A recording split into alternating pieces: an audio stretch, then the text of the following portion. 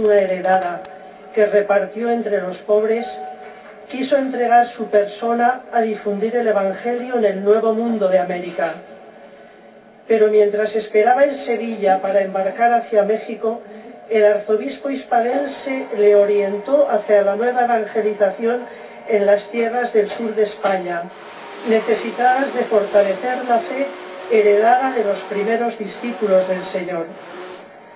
Verdadero humanista, atento a su momento presente, buen conocedor de los padres de la Iglesia y de las más sólidas corrientes teológicas, y anclado siempre en la palabra de Dios, se dedicó asiduamente a la enseñanza y a la predicación de pequeños y mayores, pobres y ricos. No tardaron en caer sobre él infundadas acusaciones de mantener doctrinas sospechosas, pero los casi 2 años de reclusión en la cárcel inquisitorial de Sevilla fueron extraordinariamente fecundos para penetrar de modo muy particular en el misterio del amor de Dios en Cristo Jesús, y para comenzar a escribir una de sus principales obras, el conocido Tratado de Vida Espiritual Audi Filia. Completamente absuelto e incardinado en la diócesis de Córdoba, transcurrió el resto de su vida misionando en pueblos y ciudades. Fundó una quincena de colegios para la educación de niños y jóvenes, en especial los que se preparaban para el sacerdocio, y la Universidad de Baeza, Jaén, referente académico y espiritual durante siglos. El llamamiento universal a la santidad, la Biblia en manos de todos, el impulso a todas las vocaciones, clericales, a la vida consagrada y laicales, la mejor formación de las personas, la práctica de los sacramentos, el sentido de Iglesia y la devoción mariana llenaron las palabras y la vida de este entusiasta predicador evangélico, incansable apóstol del amor de Dios. Es lo que también enseña en sus obras: el Tratado sobre el Sacerdocio, el Catecismo o Doctrina Cristiana, las lecciones sobre la Epístola a los Gálatas y la Primera de Juan, el Tratado del Amor de Dios, los memoriales para el Concilio de Trento, solicitados por el arzobispo de Granada, sus sermones y pláticas y su epistolario.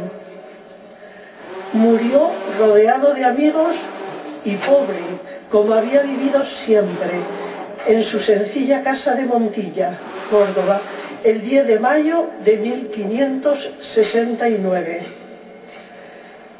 La eminencia de su doctrina, fruto del don de sabiduría dado por el Espíritu Santo, el testimonio de su vida, la influencia ejercida durante siglos y la actualidad de sus enseñanzas hacen hoy del maestro Ávila un doctor para la nueva evangelización.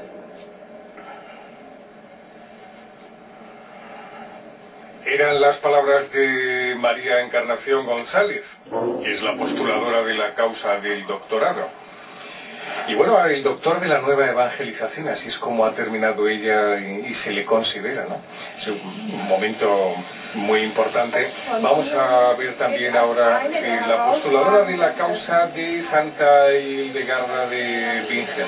Y nosotros lo que vamos a hacer es aprovechar para hablar un poco de la biografía de Hildegarda, porque el Papa Benedicto XVI en el año 2010 dedicó 2-3 catequesis a hablar de esta santa tan desconocida para muchos, que fijaos que es verdad que hasta hace nada, muy poquito tiempo, era desconocida prácticamente para los españoles. Es verdad que para aquellos que tenemos un gusto por la música y nos gusta la música clásica y demás, ella compuso muchas antífonas y muchos textos para rituales de la Eucaristía, y ya estamos hablando del siglo XI, siglo XII.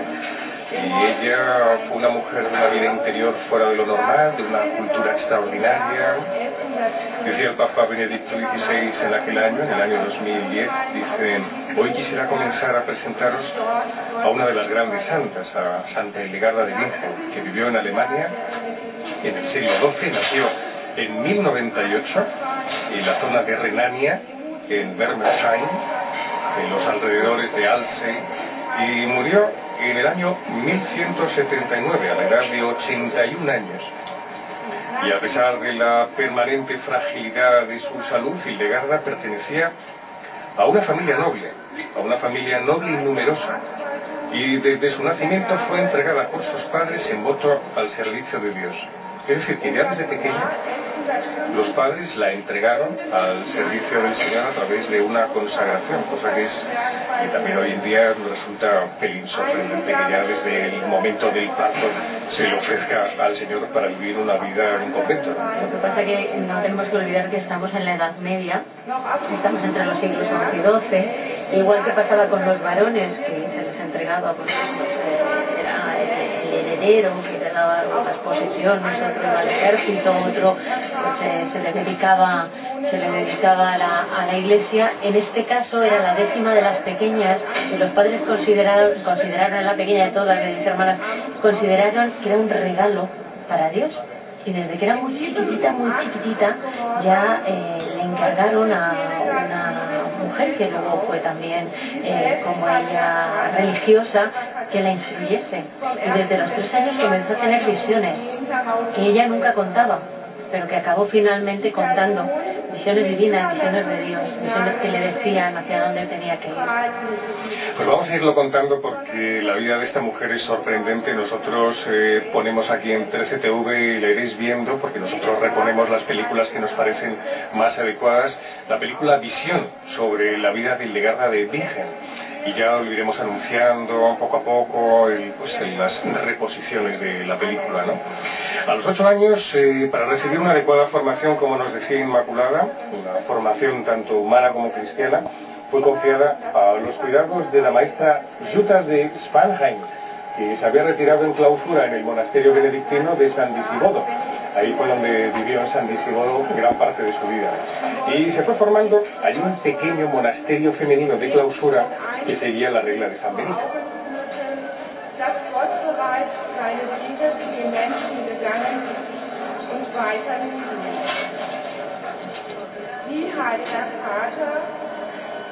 Lo curioso de esta mujer es que fue abadesa de ese monasterio muy joven, y además, bueno, pues con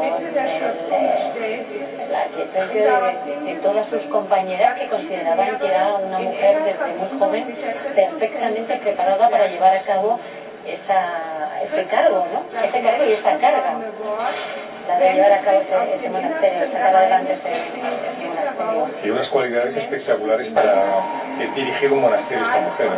Hildegarda recibió el velo del obispo Otto de Bamberg y en 1136, a la muerte de la madre Jutta, convertida en superiora de la comunidad, pues las hermanas la llamaron a sucederla, un poco tiempo. Y llevó a cabo esta tarea haciendo fructificar sus dotes de mujer culta, espiritualmente elevada, y el estilo con el que ejercía el ministerio de esa autoridad era ejemplar para toda la comunidad religiosa.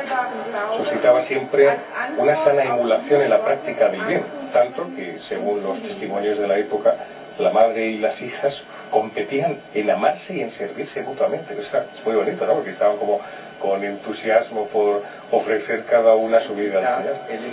Pues hemos escuchado las palabras de la postuladora de la causa del doctorado de Hildegarda de Bingen, después de haber escuchado también a María de la Encarnación González, la postuladora de la causa del doctorado de San Juan de Ávila. En estos momentos, y con el doctorado de San Juan de Ávila y de Hildegarda de Bingen, tendremos 35 doctores de la Iglesia. Doctor de la Iglesia es un título que el Papa otorga oficialmente a ciertos santos para reconocerlos como grandes maestros de la fe y que influyen en los fieles de todos los tiempos.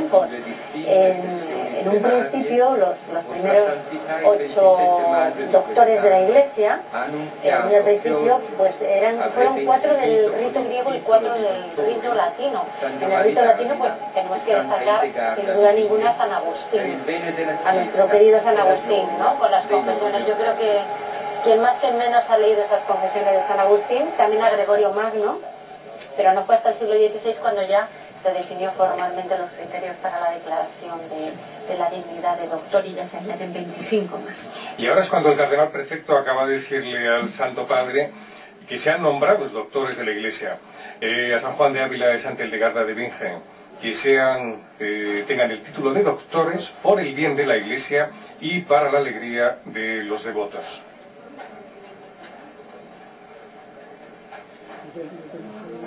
Sería el 4º doctor de la Iglesia español, con San Isidro de Sevilla, no de Sevilla sino de Cartagena, San Juan de la Cruz, Santa Teresa de Jesús y finalmente San Juan de Ávila.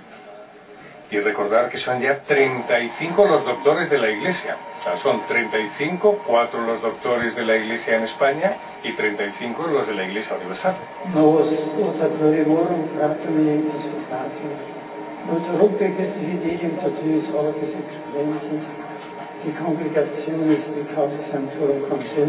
Dice el Santo Padre, habiendo obtenido las opiniones de numerosos hermanos en el episcopado y de muchos hombres de fe en Jesucristo a través del mundo, y habiendo consultado la congregación de la causa de los santos, después de una ardua y madura deliberación y con el conocimiento suficiente por la riqueza de su poder apostólico, declaramos a San Juan de Ávila, sacerdote diocesano, y a Santa Hildegarda de Bingen, monja profesa de la Orden de San Benedicto, doctores de la Iglesia Universal, en el nombre del Padre, del Hijo y del Espíritu Santo. Escuchamos los aplausos de toda la gente congregada en la plaza de San Pedro. Porque es el momento de... No, fijaos, estábamos comentando que nada más llegar nosotros a la plaza de San Pedro, habíamos visto las imágenes, los tapices, como se ven ahora de Hildegarda de Bingen y San Juan de Ávila. Claro, ahí estaban ya expuestos y no estaban tapados. Eso se hace cuando uno es beatificado, cuando uno es canonizado. Pero así de repente nos lo encontramos ya descubiertos desde anoche, nos parecía sorprendente, claro. Vemos la imagen de Santa Hildegarda ya con la pluma, ¿no?, en la mano, que es una de las características de los doctores de la Iglesia. Yo quiero romper una lanza en favor de Santa Hildegarda porque es la 4ª doctora de la Iglesia. Tenemos a Santa Teresa de Jesús, Santa Catalina de Siena y Santa Teresa de Lisieux, y finalmente tenemos a otra mujer. Ha costado mucho hacer doctoras de la Iglesia a lo largo de la historia a mujeres. En el caso, por ejemplo, de Santa Teresa, en la que se propuso en multitud de ocasiones, siempre había 2 palabras que cortaban de lleno eso, y era osta sexus, o sea, el sexo es un obstáculo. Costó. La escuela ha cantado, dejemos que las gentes de todos los rincones del mundo y toda la riqueza de los santos agradezcan al Señor y proclamen la grandeza de la Iglesia. Y ahora el cardenal prefecto dice, en el nombre de la Santa Iglesia, agradecemos a su santidad haber tenido y haber proclamado a San Juan de Ávila y a Santa Hildegarda de Bingen, doctores de la Iglesia Universal. Pues este ha sido el rito inicial. Como veis es muy sencillo, se cuenta de una forma muy breve las historias de cada uno de los nuevos doctores. Se hace también esto durante las ceremonias de canonizaciones y de beatificaciones. Y inicialmente, pues ahora lo que va a tener lugar es la celebración de la Eucaristía. Ya el rito es normal, seguiremos con el rito penitencial, escucharemos las lecturas de este domingo de tiempo ordinario y después, muy atentamente como siempre, nos devoraremos las palabras del Santo Padre de Benedicto XVI.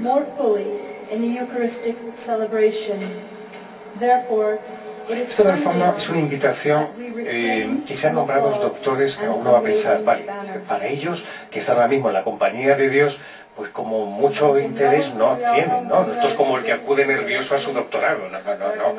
Ellos están en la compañía del Señor y lo tienen todo, tienen lo más grande. Pero esto es como un agradecimiento de la Iglesia Universal de poder recibir sus textos como verdaderos de la Iglesia, ¿no? Es como que la Iglesia, su papel en la vida está en proclamar la palabra de Dios y ofrecernos la vida de los santos y los textos de los santos que son considerados los esenciales para crecer en santidad.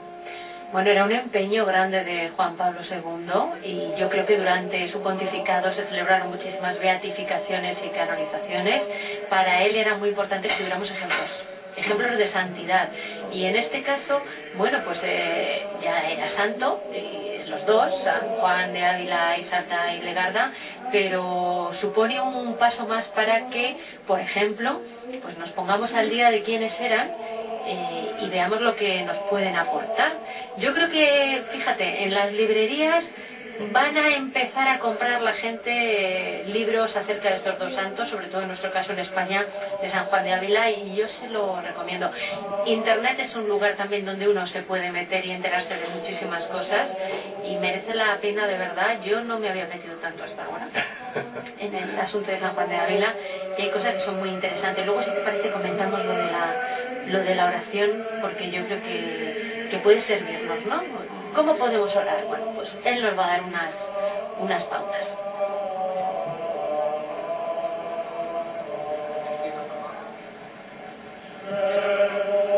Nos vamos preparando para la celebración de la Eucaristía. Os dejo un texto de Hildegarda de Bingen para que lo podamos meditar antes de recibir en esa comunión espiritual que podáis hacer desde vuestras casas, desde los hospitales, las residencias, donde os halléis. Ella decía: la vida espiritual debe ser atendida con mucha dedicación. Al inicio, el cansancio es amargo, decía ella, dado que exige la renuncia a los caprichos, a los placeres y a cosas semejantes. Pero si uno se deja fascinar por la santidad, un alma santa experimentará como algo dulce y agradable el mismo desapego del mundo. Y decía ella una frase antológica, ¿no? Solo es necesario prestar atención inteligentemente a que el alma no se marchite.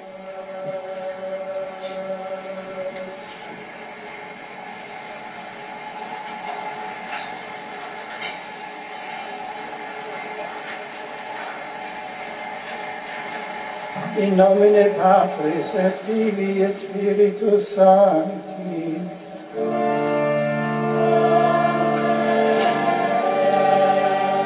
Pax vobis.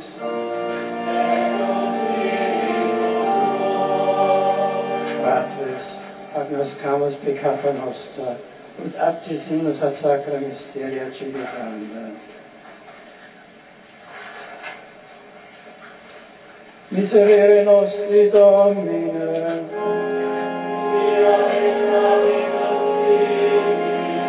Ostende nobis Domini misericordiam Tuam.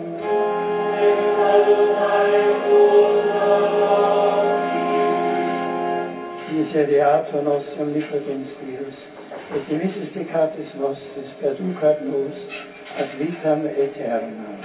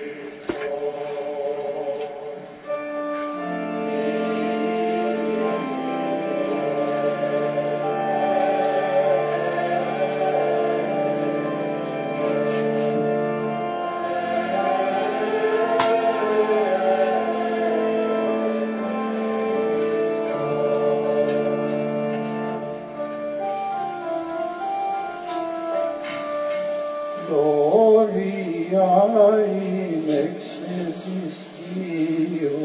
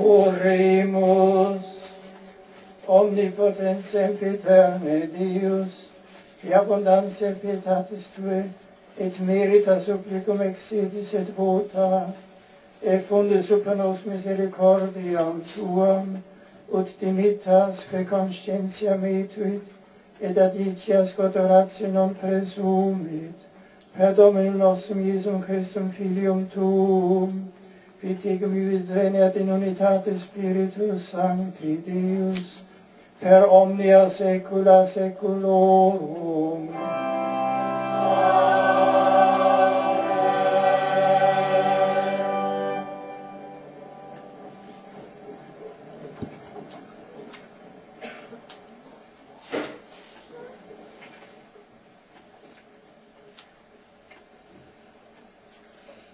Lectura del libro del Génesis. El Señor Dios se dijo: no está bien que el hombre esté solo, voy a hacerle a alguien como él que le ayude. Entonces el Señor Dios modeló de arcilla todas las bestias del campo y todos los pájaros del cielo, y se los presentó al hombre para ver qué nombre les ponía. Y cada ser vivo llevaría el nombre que el hombre le pusiera. Así el hombre puso nombre a todos los animales domésticos, a los pájaros del cielo y a las bestias del campo. Pero no encontraba ninguno como él que lo ayudase. Entonces el Señor Dios dejó caer sobre el hombre un letargo, y el hombre se durmió. Le sacó una costilla y le cerró el sitio con carne. Y el Señor Dios trabajó la costilla que le había sacado al hombre, haciendo una mujer, y se la presentó al hombre. El hombre dijo: esta sí que es hueso de mis huesos y carne de mi carne. Su nombre será mujer, porque ha salido del hombre. Por eso abandonará el hombre a su padre y a su madre, se unirá a su mujer y serán los dos una sola carne.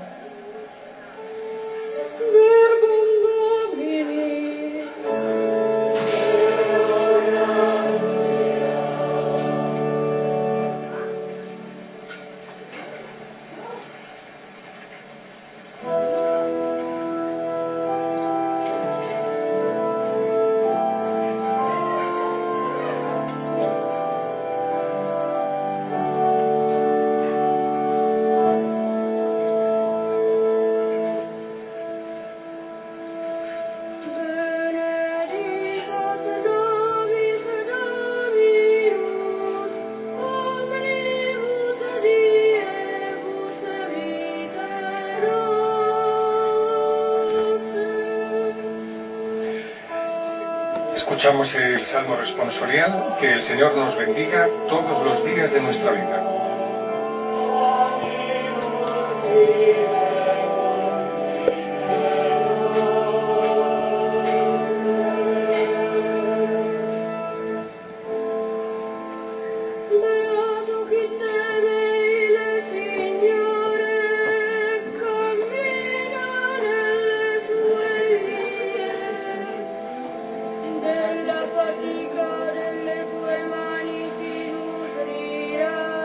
Dichoso el que teme al Señor y sigue sus caminos. Comerás del fruto de tu trabajo, serás dichoso, te irá bien.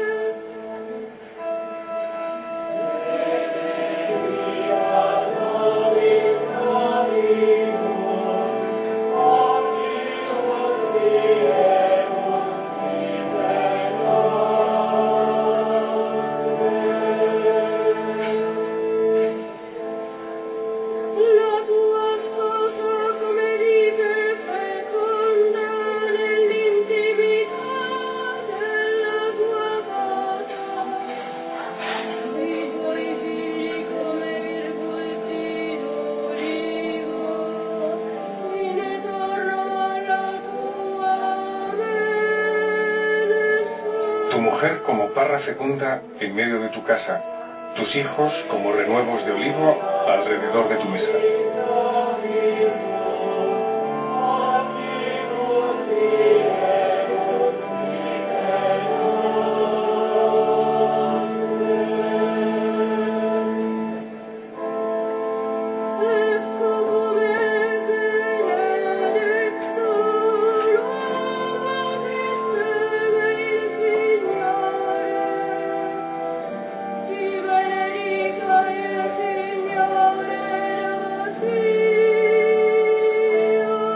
Esta es la bendición del hombre que teme al Señor.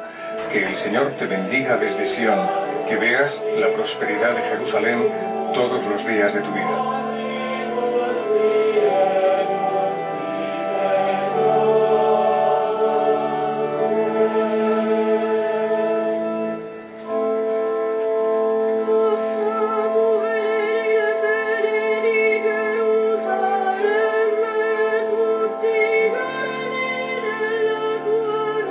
Que veas a los hijos de tus hijos, paz a Israel.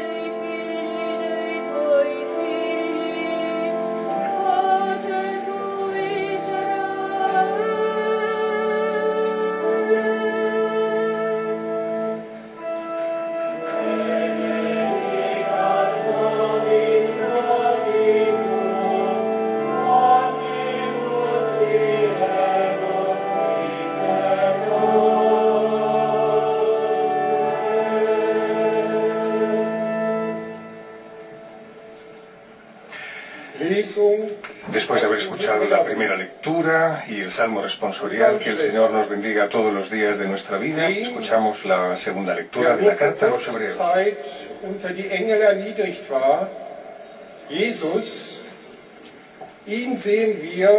Hermanos, al que Dios había hecho un poco inferior a los ángeles, a Jesús, lo vemos ahora coronado de gloria y honor por su pasión y muerte.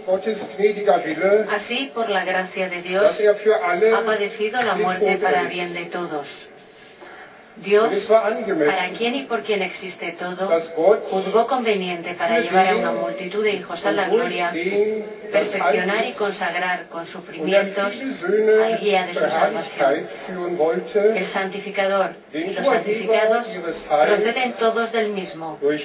Por eso, no se avergüenza de llamarlos hermanos. Palabra de Dios. Stammen alle von einem ab. Darum scheut sich nicht, sie Brüder zu nennen. Verbum Domini.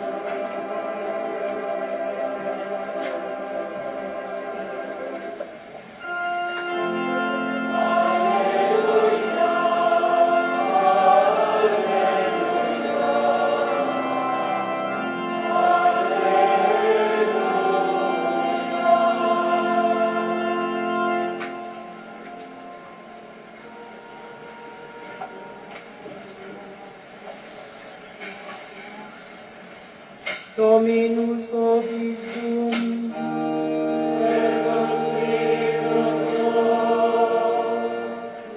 Lectio Sancti Evangelii secundum Marcum.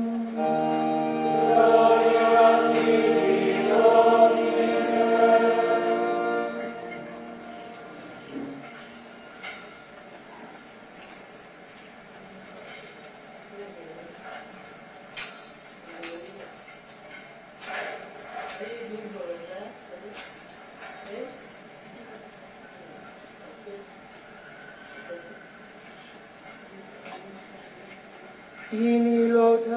Escuchamos la lectura del Santo Evangelio según San Marcos.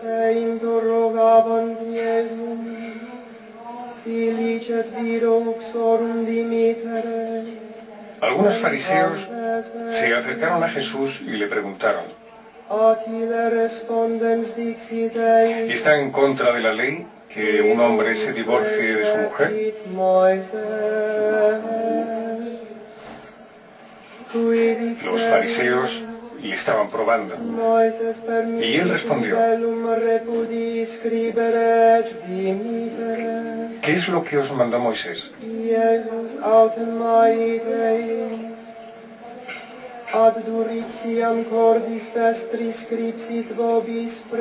Ellos contestaron: Moisés nos permitió rechazarla en caso de divorcio.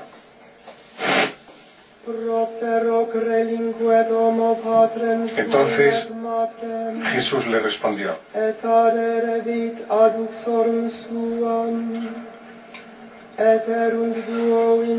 eso fue por vuestra obstinación que se escribiera así, que ese mandamiento fuera así. Pero desde el principio de la creación, Dios los hizo hombre y mujer. Y eso es, por eso desde el principio, porque un hombre debe dejar a su padre y a su madre, y así los dos serán una sola carne. Por ello, ya no son dos, sino una sola carne.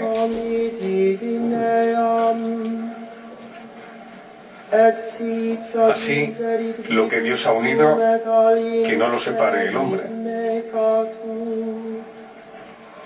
De regreso, en la casa con los discípulos, le cuestionaron a él de nuevo acerca de esto, y él les dijo: el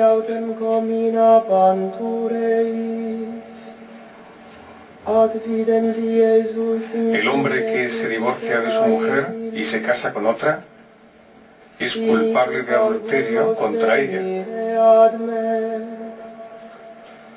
Y si una mujer se divorcia de su marido y se casa con otro, es también culpable de adulterio. Amen dico vobis, quis non receperit regnum Dei velut parvulus, non intravit in illut, et complexans eos benedicebat, imponens manus super illo. Verbum Domini.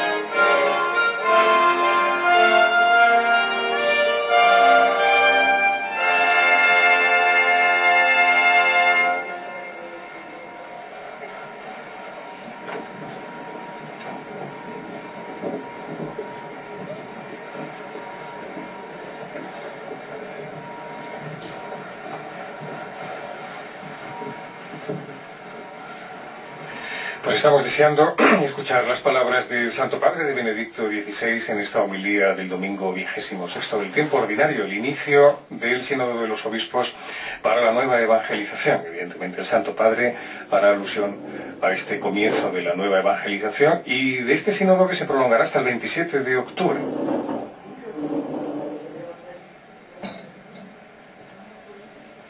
Venerati fratelli, cari fratelli e sorelle, con questa solenne concelebrazione inauguriamo... Venerables hermanos, queridos hermanos y hermanas, con esta solemne celebración inauguramos la 13ª Asamblea General Ordinaria del Sínodo de los Obispos, que tiene como tema la nueva evangelización para la transmisión de la fe cristiana. Questa tematica risponde ad un orientamento programmatico per la vita della Chiesa. Esta temática responde a una orientación programática para la vida de la Iglesia, la de todos sus miembros, las familias, las comunidades y la de sus instituciones. Dicha perspectiva se refuerza por la coincidencia con el comienzo del año de la fe, que tendrá lugar el próximo jueves 11 de octubre, en el 50 aniversario de la apertura del Concilio Ecuménico Vaticano II.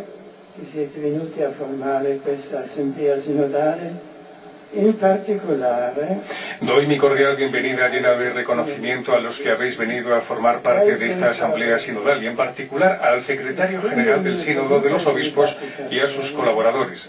Hago extensivo mi saludo a los delegados fraternos de otras iglesias y comunidades eclesiales y a todos los presentes, invitándolos a acompañar con la oración cotidiana los trabajos que desarrollaremos en las próximas 3 semanas.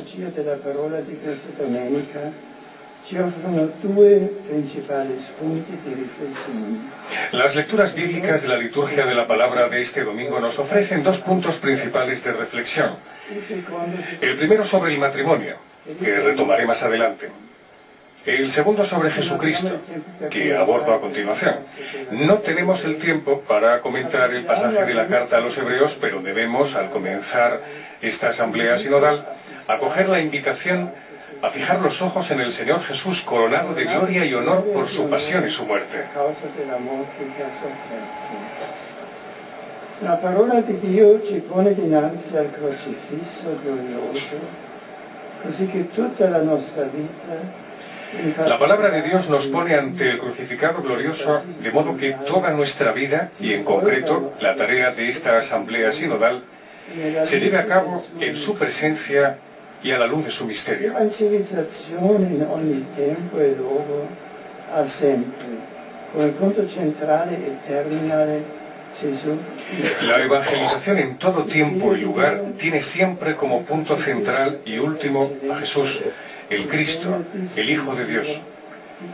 Y el crucifijo es por excelencia el signo distintivo de quien anuncia el Evangelio, signo de amor y de paz, llamada a la conversión y a la reconciliación. Que nosotros, venerados hermanos, seamos los primeros en tener la mirada del corazón puesta en Él, dejándonos purificar por su gracia. Ora vorrei brevemente riflettere sulla nuova evangelizzazione, rapportandola con l'evangelizzazione ordinaria e con la missione Accentis.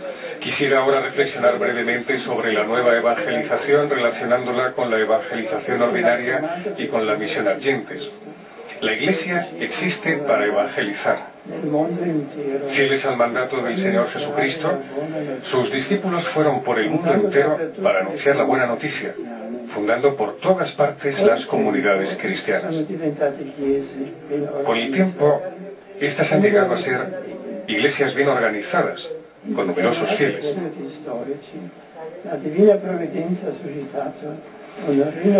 En determinados periodos históricos, la Divina Providencia ha suscitado un renovado dinamismo de la actividad evangelizadora de la Iglesia.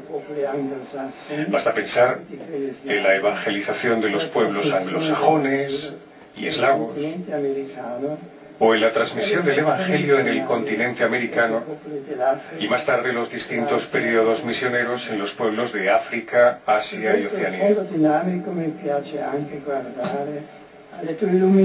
Sobre este trasfondo dinámico me agrada mirar también a las dos figuras luminosas que acabo de proclamar doctores de la Iglesia, San Juan de Ávila y Santa Hildegarda de Bingen.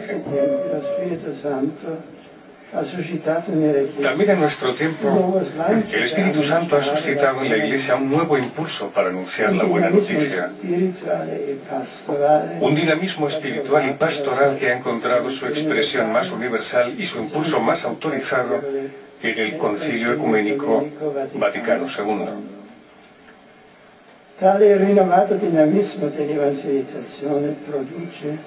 Este renovado dinamismo de evangelización produce un influjo beneficioso sobre las dos ramas específicas que se desarrollan a partir de ella.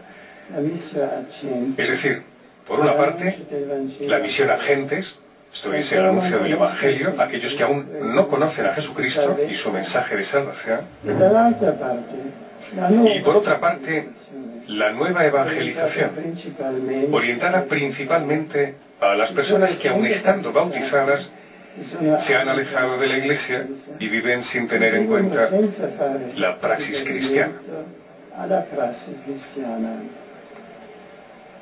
L'assemblea sinodale che oggi si apre è dedicata a questa nuova evangelizzazione. La Asamblea Sinodal que hoy se abre está dedicada a esta nueva evangelización para favorecer en estas personas un nuevo encuentro con el Señor, el único que llena de significado profundo y de paz la existencia, para favorecer el redescubrimiento de la fe, fuente de gracia que trae alegría y esperanza a la vida personal, familiar y social. Ovviamente tale orientamento particolare non deve diminuire. Obviamente, esa orientación particular no debe disminuir el impulso misionero en sentido propio, ni la actividad ordinaria de evangelización en nuestras comunidades cristianas. En efecto, los tres aspectos de la única realidad de evangelización se completan y fecundan mutuamente. Il tema del matrimonio propostoci dal Vangelo e dalla prima lettura merita a questo proposito un'attenzione. El tema del matrimonio que nos propone el Evangelio y la primera lectura merece en este sentido una atención especial. El mensaje de la palabra de Dios se puede resumir en la expresión que se encuentra en el libro del Génesis y que el mismo Jesús retoma. Por eso abandonará el varón a su padre y a su madre, se unirá a su mujer y serán una sola carne. ¿Qué cosa dice oggi a noi questa parola? Mi sembra che ci inviti a renderci più consapevoli. ¿Qué nos dice hoy esta palabra? Pienso que nos invita a ser más conscientes de una realidad ya conocida, pero tal vez no del todo valorada. Que el matrimonio constituye en sí mismo un evangelio, una buena noticia para el mundo actual y en particular para el mundo secularizado. Un'unica carne nella carità, nell'amore fecondo e indissolubile. La unión del hombre y de la mujer es su ser, una sola carne, la caridad en el amor fecundo e indisoluble, es un signo que habla de Dios con fuerza, con una elocuencia que en nuestros días llega a ser mayor porque, lamentablemente, por varias causas, el matrimonio, precisamente en las regiones de antigua evangelización, atraviesa una profunda crisis. Y no es casual. El matrimonio está unido a la fe, y no en un sentido genérico. El matrimonio, como unión de amor fiel e indisoluble, se funda en la gracia que viene de Dios uno y trino, que Cristo nos ha amado con un amor fiel hasta la cruz.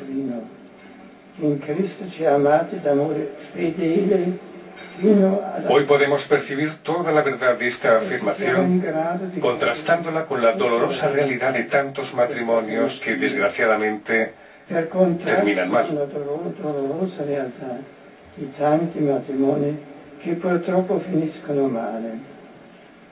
C'è un'evidente corrispondenza tra la crisi della fede e la crisi Hay, por tanto, una evidente correspondencia entre la crisis de la fe y la crisis del matrimonio. Y como la Iglesia afirma y testimonia desde hace tiempo, el matrimonio está llamado a ser no solo objeto, sino sujeto de la nueva evangelización. Esto se realiza ya en muchas experiencias vinculadas a comunidades y movimientos, pero se está realizando cada vez más también en el tejido de las diócesis y de las parroquias, como ha demostrado el reciente Encuentro Mundial de las Familias. Una de las ideas clave del renovado impulso que el Concilio Vaticano II ha dado a la evangelización es la llamada universal a la santidad que como tal concierne a todos los cristianos.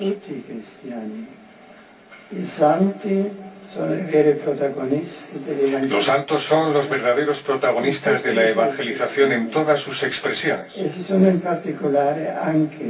Ellos son también de forma particular los pioneros y los que impulsan la nueva evangelización. Con su intercesión y el ejemplo de sus vidas abierta a la fuerza del Espíritu Santo, muestran la belleza del Evangelio y de la comunión con Cristo. A ellos, a las personas indiferentes o incluso hostiles, invitan a los creyentes tibios, por decirlo así, a que con alegría vivan de fe, esperanza y caridad, y a que descubran el gusto por la palabra de Dios y los sacramentos, en particular por el pan de vida, la Eucaristía.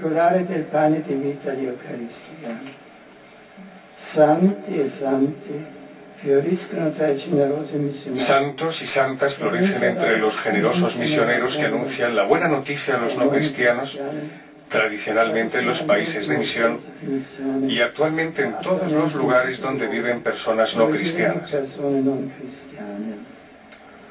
La santità non conosce barriere culturali, sociali, politiche. La santidad no conoce barreras culturales, sociales, políticas, religiosas. Su lenguaje, el del amor y la verdad, es comprensible a todos los hombres de buena voluntad y los acerca a Jesucristo, fuente inagotable de vida nueva. A questo punto soffermiamoci un momento. A este respecto, nos paramos un momento para admirar a los dos santos que hoy han sido agregados al grupo escogido de los doctores de la Iglesia. San Juan de Ávila, que vivió en el siglo XVI, profundo conocedor de las Sagradas Escrituras, estaba dotado de un ardiente espíritu misionero. Supo penetrar con singular profundidad en los misterios de la redención obrada por Cristo para la humanidad. Hombre de Dios, unía la oración constante con la acción apostólica. Se dedicó a la predicación y al incremento de la práctica de los sacramentos, concentrando sus esfuerzos en mejorar la formación de los candidatos al sacerdocio, de los religiosos y los laicos, con vistas a una fecunda reforma de la Iglesia. Santa Hildegarda de Bingen, importante figura femenina del siglo XII, ofreció una preciosa contribución al crecimiento de la Iglesia de su tiempo, valorando los dones recibidos de Dios y mostrándose una mujer de viva inteligencia, profunda sensibilidad y reconocida autoridad espiritual.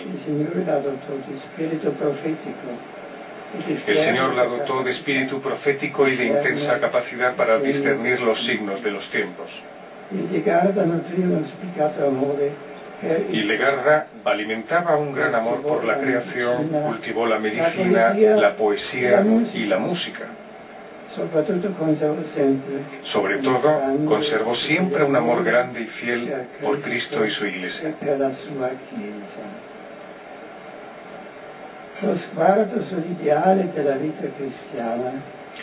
La mirada sobre el ideal de la vida cristiana expresado en la llamada a la santidad nos impulsa a mirar con humildad la fragilidad de tantos cristianos, más aún, su pecado personal y comunitario, que representa un gran obstáculo para la evangelización, y a reconocer la fuerza de Dios que en la fe viene al encuentro de la debilidad humana.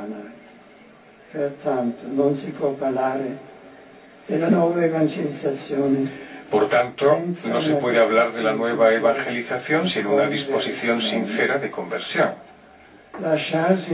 Dejarse reconciliar con Dios y con el prójimo. Esa es la vía maestra de la nueva evangelización. Únicamente purificados, los cristianos podrán encontrar el legítimo orgullo de su dignidad de hijos de Dios, creados a su imagen y redimidos por la sangre preciosa de Jesucristo. Y experimentar su alegría para compartirla con todos, con los de cerca y con los de lejos. Cari fratelli e sorelle, affidiamo a Dio. Queridos hermanos y hermanas, encomendamos a Dios los trabajos de la Asamblea Sinodal con el sentimiento vivo de la comunión de los santos, invocando la particular intercesión de los grandes evangelizadores, entre los cuales queremos contar con gran afecto al beato Juan Pablo II, cuyo largo pontificado ha sido también ejemplo de nueva evangelización. Nos ponemos bajo la protección de la bienaventurada Virgen María, estrella de la nueva evangelización. Con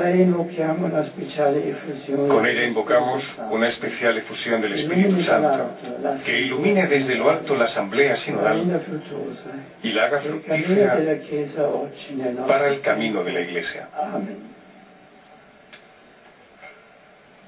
Hasta aquí las palabras del Santo Padre en esta homilía que ha dedicado por encima de todo, ya vemos, a la nueva evangelización y al gran reto de lo que es vivir la evangelización en familia, que si hay una crisis de fe, está pareja a la crisis de la familia.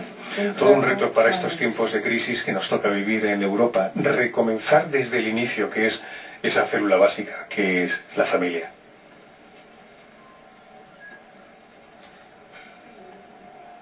Guardamos un momento de silencio antes de la profesión de nuestra fe.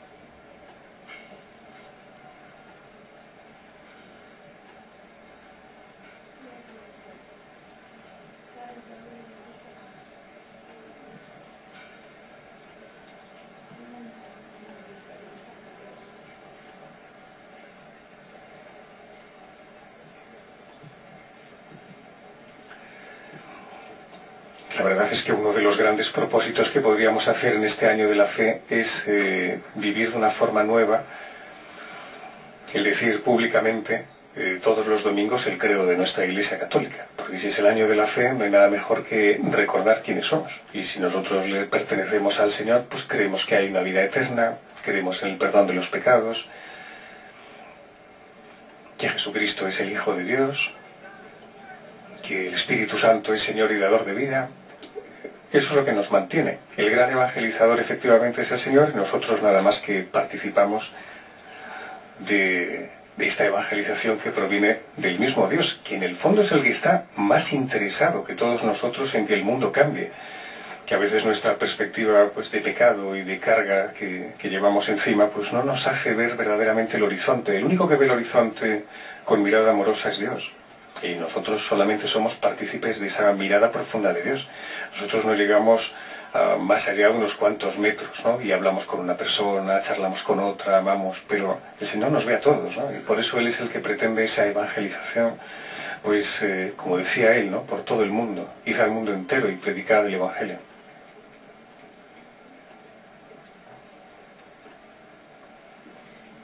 A mí me ha gustado especialmente la homilía hoy de Benedicto XVI, porque cuando escuchamos al Papa siempre pensamos que va a ser una lección muy elevada, ¿no?, para determinadas personas, ¿no?, para el pueblo llano. Yo creo que hoy ha bajado mucho a lo que vivimos a diario, a la familia y al matrimonio. Credo in unum Deum.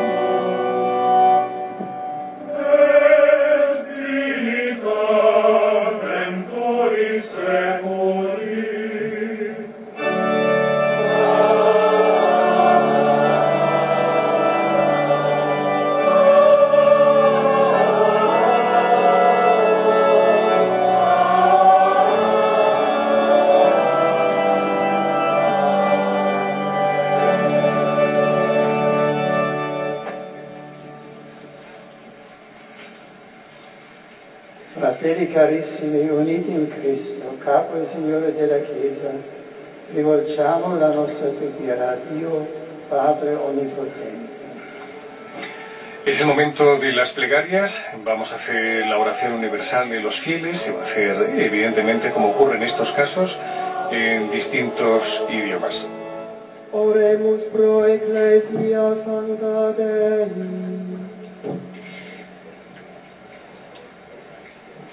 May the Holy Spirit give her Permite que el Espíritu Santo dé la pureza y la caridad a la Iglesia, el corazón de la nueva alianza, la fuerza de los apóstoles. Haz que el Evangelio resuene a través de todo el mundo.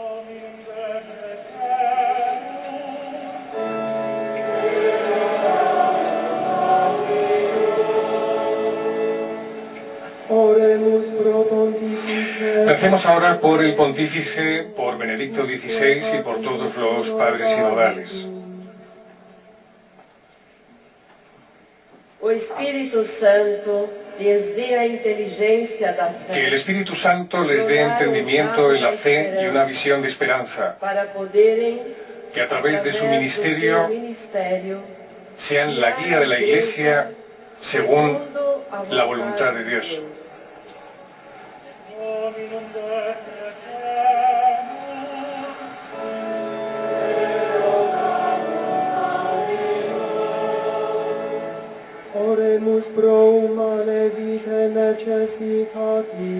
Rezamos por aquellos que tienen alguna necesidad. Permite que el Espíritu Santo renueve la gracia matrimonial de las parejas, de los matrimonios, que consuele a los cristianos perseguidos por su fe y que despierte entre los jóvenes numerosas vocaciones hacia el orden sacerdotal y la vida consagrada. Haz que la humanidad sea enriquecida por el Espíritu a través de los discípulos del Señor.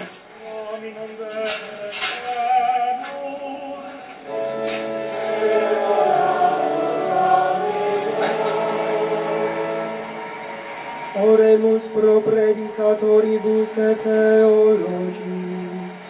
Vamos a rezar ahora por los predicadores y los teólogos,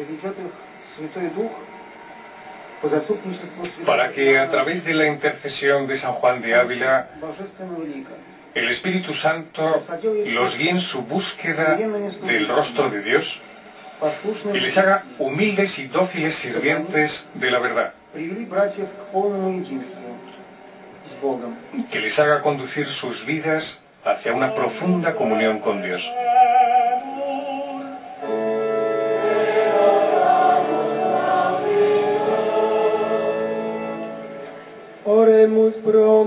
Rezamos ahora por aquellos que viven en el mundo de la cultura, por los científicos y por los doctores.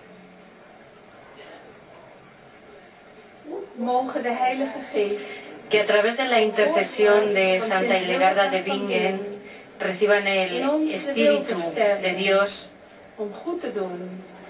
y reciban el deseo de la bondad, de la belleza, y que todos ellos tengan la facultad para glorificar a Dios y promover la dignidad de la persona humana.